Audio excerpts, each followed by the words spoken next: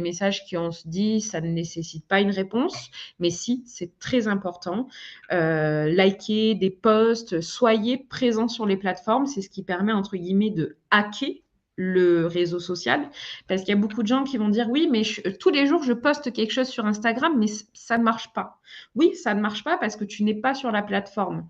Les réseaux sociaux sont très fourbes à ce niveau-là, c'est qu'ils apprécient les personnes qui restent longtemps connectés chez eux. Donc, au plus on passe de temps sur Instagram, au plus Instagram est content, au plus Instagram nous met en avant.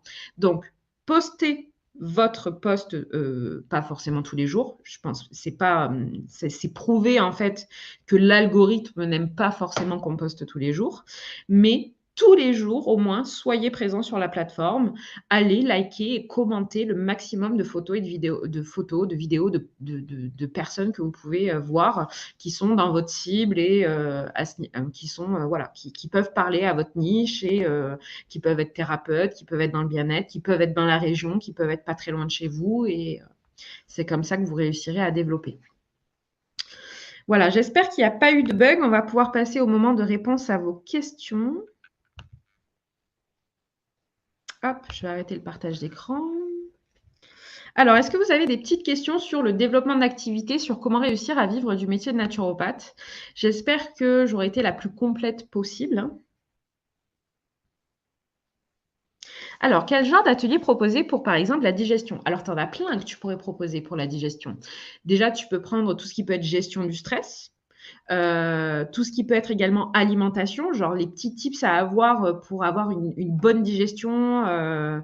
Donc, tu vois, dans ces ateliers-là, en fait, tu vas faire des discours généraux, mais ne serait-ce que pour un atelier alimentation à destination des personnes avec des problèmes digestifs, tu pourrais faire tout ce qui est mastication, hydratation, combinaison alimentaire.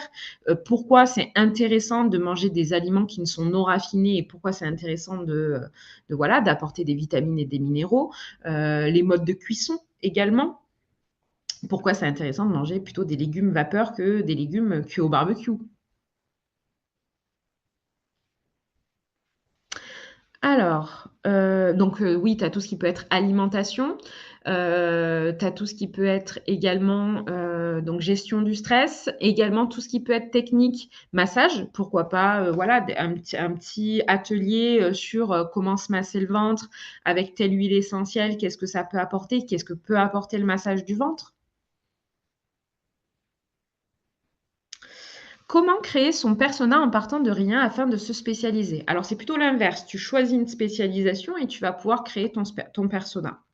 Donc, l'idéal, vraiment, c'est de choisir une spécialisation. Alors, c'est compliqué, en fait, de vous dire ça, mais une spécialisation, ça s'expérimente un petit peu aussi. C'est-à-dire que on peut avoir parfois plusieurs idées.